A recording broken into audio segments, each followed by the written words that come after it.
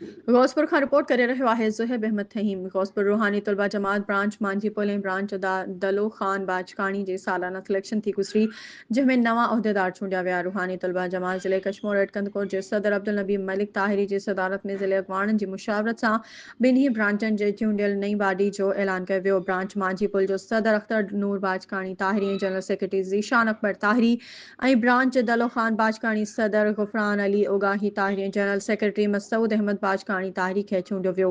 ताहिरी जमात ज़िले कशमोर जे अॻवाणनि ॿिन्ही ब्रांचनि जे चूंडियल नवनि उहिदेदारनि खे मुबारकबाद पिणु ॾिनी ऐं नवनि उहिदेदारनि पारां साल 2025 में बहितरीन कम करण जो अज़म पिणु ज़ाहिर कयो। उन मौक़े ते रूहानी तुलबा जमात सिंध जे सूबाई सीनियर नायब सदर ज़फ़र अली ओगाही ताहिरी ख़ुसूसी तौर शिरकत कई।